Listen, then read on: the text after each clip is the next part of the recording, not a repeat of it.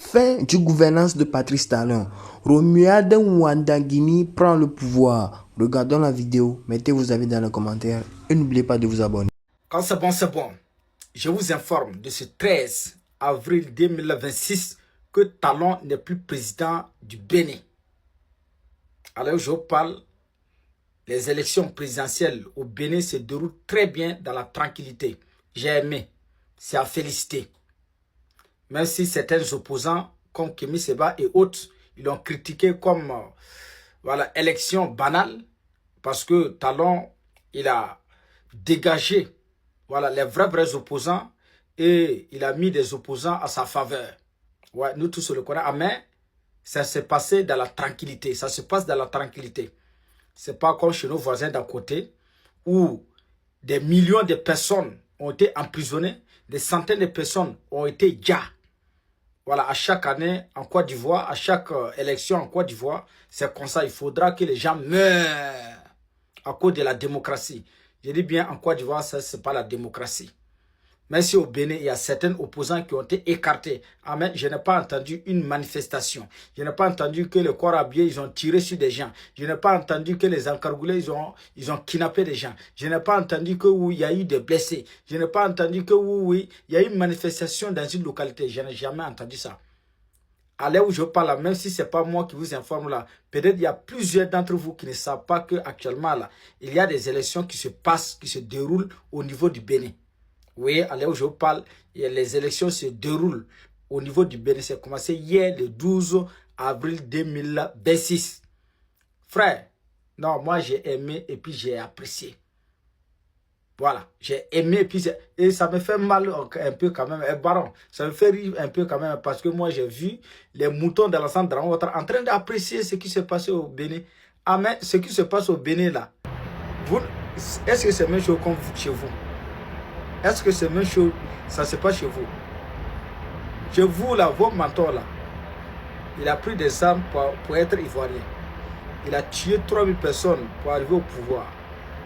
Chaque année, c'est comme ça. Ça veut dire qu'à chaque année, quand on dit élection en Côte d'Ivoire, même élection municipale, c'est forcément, il y aura des gens qui vont tomber.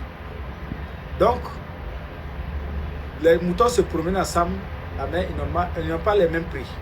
Oui. Le Bénin a un nouveau président. Oui, Patrice Talon. Le bon petit du fait Alassane Dramane Ouattara, Patrice Talon, a décidé de ne pas se présenter pour un troisième mandat. Et ça, je respecte Patrice Talon pour ses respects. Pour l'homme d'État qu'il est, grand respect à Patrice Talon. On peut faire tous les reproches à Patrice Talon, que c'est un djihadiste, c'est un taureau, nous tous nous le savons. Mais rien que pour ça, il n'a pas violé les tests de son pays. Il n'a pas braqué le pouvoir d'État pour faire un troisième mandat. Je respecte. Nous tous nous le savons, il a fait une passation à son petit. Mais Dramane Ouattara, aujourd'hui qui n'est plus dans ce monde, il n'a jamais voulu faire passation à l'un de ses petits. Son bon petit, Ban Koulibaly, enfant de Nord, il l'a envoyé au cimetière. Son bon petit, Ahmed Bakayo, que les Ivoiriens comptaient sur lui là, il l'a envoyé au cimetière. Tous ces bons petits sont où? Soro Guillaume, il a envoyé Soro Guillaume aujourd'hui, on ne sait même pas où il est. Il est mort. Voilà aujourd'hui, Adama Bitogo, il a enfermé Adama Bitogo. Dramane, après d'avoir tué les enfants du Nord, après d'avoir envoyé les enfants du Nord en exil, après d'avoir enfermé les enfants du Nord, est-ce que le pouvoir d'État là, est-ce que tu es parti avec? Aujourd'hui tu es couché, tu es mort. Est-ce que tu es parti avec le fauteuil présidentiel? Chers Ivoiriens, je vous envoie encore des preuves que Dramane Ouattara est mort. Si la page de la présidence de Dramane Ouattara, on nous a dit aujourd'hui le 14 qu'il devait rencontrer le président de la francophonie. Depuis 11 heures, jusqu'à maintenant, on n'a pas encore reçu les images. On n'a pas encore reçu les images. Vous allez encore nous inventer les images des IA, les IO, les fatigués. Les Ivoiriens le savent. Allah les Kata, Allah les Kati. C'est fini pour Dramane. Patrice Talon, respect à toi, l'homme d'État que tu es. Tu as fait tes 2 mandats, quelqu'un d'autre va venir, il va faire un peu, il va partir. Aujourd'hui, les gens qui ne veulent pas accepter que Dramane Ouattara est mort, mais généralement, ce sont les qui? Ce sont les chefs de guerre, ce sont les microbes, ce sont les oublis, parce que ces personnes-là sont protégées par Dramane Ouattara. Ils ont du mal à accepter, à concevoir que Dramane Ouattara est parti. Et ce sont ces mêmes personnes aujourd'hui qui ont été poussées délibérément à prendre le pouvoir de l'État. Mais moi, j'aimerais dire ça délibérément. Si tu t'entêtes de prendre le pouvoir de l'État, tu risques de finir comme ton grand frère Dramane, mais c'est ton papa Dramane. On ne peut pas prendre le pouvoir d'État de faire ça d'une propriété de sa famille. On ne peut pas prendre le pouvoir de l'État de faire ça d'une monarchie. On ne peut pas prendre le pouvoir de l'État de faire ça d'un royaume. La Côte d'Ivoire est une république. Franchement, je salue Patrice Talon. Tu as fait tes 2 mandats, tu es parti. Quelqu'un d'autre ici va venir, il va faire un peu, il va partir. Drama, tu as tué Bon Koulibaly à cause du pouvoir. Ahmed Bakayoko, tu as envoyé Solo Guillaume en exil. Aujourd'hui, on ne sait même pas s'il est mort, s'il vit. Tous ces enfants du Nord, là, à cause du pouvoir, aujourd'hui, tu es mort. Tu ne vis plus. Est-ce qu'on va t'enterrer avec le pouvoir? Est-ce que le fauteuil présidentiel, on va t'enterrer avec? Vanité de vanité. Allah les Kati. Il est mort.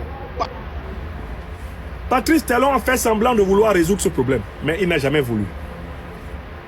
Si Patrice Talon voulait résoudre le problème de l'insécurité militaire générée par l'infiltration des puissances étrangères dans le sol béninois, Patrice Talon aurait demandé aux puissances étrangères de retirer leurs hommes.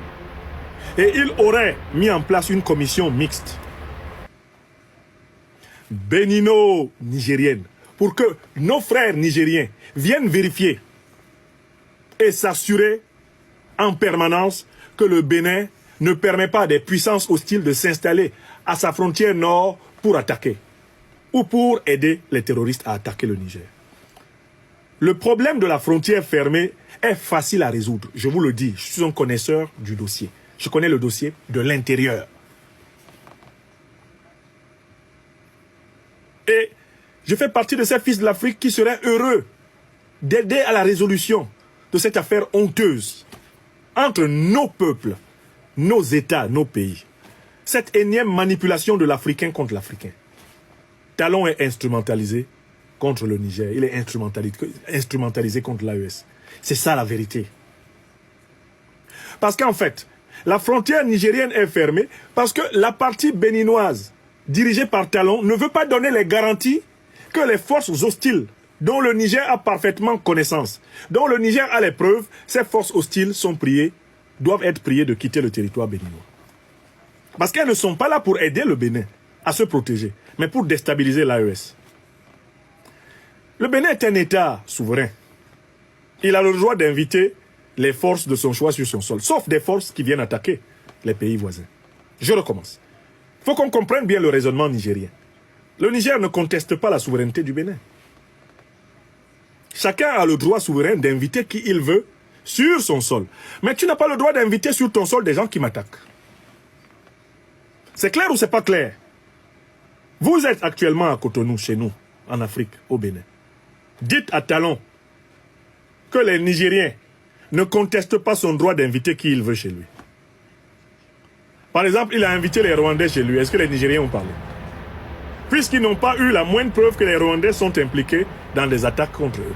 Est-ce que les Nigériens ont cité les Rwandais? Les Nigériens ont cité les forces de l'OTAN.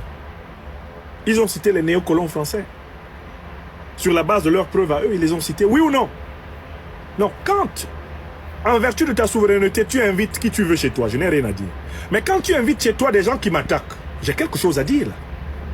Oui ou non? Oui ou non? Voilà le problème.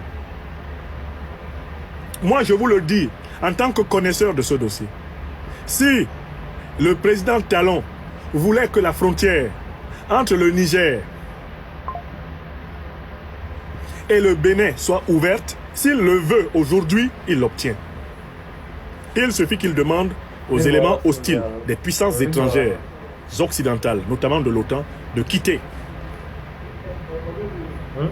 les positions qu'ils occupent au Bénin, qui sont des positions d'attaque contre l'AES. Si Talon le fait à midi, je suis sûr que le président Tiani ouvre la frontière à 15h. Vous avez compris? Qu'on ne vous trompe pas à Cotonou. Patrice Talon ne veut pas démanteler les forces hostiles au Niger, au Bénin. C'est pour ça que la frontière est fermée. Ce n'est pas parce que le Niger prend plaisir à compliquer la vie au peuple nigérien et au peuple béninois en fermant la frontière. C'est parce que le Niger doit se protéger qu'il a fermé la frontière. La preuve, le Niger a accepté la réouverture de la frontière avec le Nigeria. Pourquoi? Mais parce que le Nigeria a interdit aux mêmes puissances d'opérer à partir de son sol. Oui. Il a ouvert la frontière nord du Bénin à des forces étrangères, lesquelles sont devenues une source de soutien. Et là, les accusations nigériennes sont claires. Source de soutien aux groupes terroristes qui attaquent le Niger. Ça, c'est la première chose qu'il a faite. Et c'est pour cela que le Niger a fermé la frontière. Le Niger a fermé la frontière en raison de la recrudescence d'attaques terroristes parties du territoire béninois vers le territoire nigérien. Attaques terroristes avec des armes données par les puissances de l'OTAN. Voilà la première chose que Talon a faite. Et c'est pour cela que la frontière a été fermée. Parce que l'armée nigérienne voulait se donner un minimum d'angle d'observation pour pouvoir éviter ces infiltrations. Pour pouvoir éviter ces infiltrations. Vous comprenez? Bonjour chers compatriotes de la Côte d'Ivoire. Le décès officiel de Dramane Ouattara sera annoncé le 27 mai aux Ivoiriens en fait. N'oublions pas que vous faut voyer lorsque les décédés, ils ont pris 1 mois et demi pour annoncer ça aux Ivoiriens. Mais là n'est pas le problème. Emmanuel Macron aujourd'hui qui s'apprête à rédiger une lettre de nomination, Téli Brahima étant que le vice-président de la République de la Côte d'Ivoire. Parce que les tests de la Côte d'Ivoire disent quoi? En cas où le président n'est plus, c'est le vice-président qui prend les rênes de la Côte d'Ivoire. En passant, j'aimerais dire ici à Emmanuel Macron, ton babien, ton yamoroding, la Côte d'Ivoire là, c'est pas un royaume. La Côte d'Ivoire, ce n'est pas une monarchie. La Côte d'Ivoire, ce n'est pas une propriété privée d'une famille. La Côte d'Ivoire, ce n'est pas au grand frère, au petit frère. Ce n'est pas au père, au fils. Non, la Côte d'Ivoire est une république. Chers jeunes Ivoiriens, lorsqu'ils vont nous annoncer la nouvelle, tout le monde dans les rues, disons non, disons non. Ils ne vont pas nous imposer Téli Brahima étant que le chef d'État de la Côte d'Ivoire. Non. Je vais vous expliquer quelque chose. Ceux qui ne veulent pas qu'on annonce le décès de Dramane Ouattara, vous savez c'est qui? Je vais vous citer les noms. Ce sont les chefs de guerre qui sont protégés par Dramane Ouattara. Ce sont les microbes, ils sont protégés par Dramane Ouattara. Ce sont les personnes qui ont fait du mal aux Ivoiriens. Ce sont les personnes qui ont volé. La seule personne qui les protégeait, c'était Dramane Ouattara. Et c'est les mêmes personnes-là aujourd'hui qui sont paniquées, qui veulent qu'on nomme Téli Brahima étant que vice-président de la Côte d'Ivoire. Il faut continuer à les protéger. N'oublions pas qu'en Côte d'Ivoire, il y a plus de 1 800 000 de Oubis vivant en Côte d'Ivoire. Je répète, il y a 1 800 000 de Oubis vivant en Côte d'Ivoire. Qui protégeait ces Oubis-là? C'était Dramane Ouattara. Emmanuel Macron qui fait partie de cette loge des Oubis, automatiquement veut nommer Téli Brahima en tant que vice-président pour que Téli Brahima continue encore à protéger tous ces criminels en Côte d'Ivoire. Mais là n'est pas le problème. La Côte d'Ivoire n'est pas une monarchie. La Côte d'Ivoire, ce n'est pas le Cameroun. La Côte d'Ivoire, ce n'est pas le Congo. Parce que nous avons vu ici, au Congo de Sassou Nguesso. Sassou Nguesso a nommé le mois passé son fils étant que vice-président du Congo, pour prendre les rênes du Congo. Nous avons vu ici Paul Biya, 94 ans, une personne mourante qui a nommé son fils étant que vice-président du Cameroun pour prendre les rênes du Cameroun. Mais la Côte d'Ivoire, ce n'est pas le Cameroun. La Côte d'Ivoire, c'est une république. La Côte d'Ivoire, ce n'est pas le Congo. La Côte d'Ivoire, c'est une république. La Côte d'Ivoire, ce n'est pas un royaume. La Côte d'Ivoire, ce n'est pas une monarchie. La Côte d'Ivoire, ce n'est pas une propriété d'une famille. Nous disons non. Nous disons non. Ça, c'est un coup d'État. Ça, c'est un coup d'État. Les Ivoiriens disent non. Le peuple dit non. On est déjà prêt physiquement, moralement, psychologiquement. Nous disons non. La Côte d'Ivoire n'est pas un champ bananier de la France. Non, on est désolé en fait. Emmanuel Macron, la lettre que tu veux rédiger là, c'est ta grand-mère qui serait vice-président. C'est la lettre de ta grand-mère, c'est la lettre de ton grand-père. Tu penses que la Côte d'Ivoire, c'est un royaume où tu vas te léser là-bas et puis tu as combien de kilomètres et puis rédiger une lettre qui va nommer Téli Brahima vice-président. C'est malade dans ta tête ou bien. Partagez et que les Ivoiriens sachent en fait qu'il y a un coup d'État qui se prépare en fait. Il y a un coup d'État qui se prépare en fait. Et à vous les criminels là, vous tous là, on va tous vous craquer. Vous les Oubis aujourd'hui qui bafouez la souveraineté, les traditions ivoiriennes là. Parce qu'en Côte d'Ivoire, nous sommes des musulmans, nous sommes des chrétiens. On croit en Dieu. Aujourd'hui, vous êtes bafoués nos traditions. Nous sommes les Africains. Vous tous là, Dramane Ouattara Diallo, on va vous craquer un à un. À tous ces microbes là, on va vous traquer un à un. Et c'est ces personnes que je vais les citer qui ont peur, qui ne veulent pas qu'on annonce le décès. Ce sont ces personnes-là qui veulent que Téli Brahima prenne le pouvoir pour continuer à les protéger. Là, ils vont commencer à continuer à faire les conneries ici en Côte d'Ivoire. C'est fini, hein. Ça, c'est fini, ça. Nous disons non.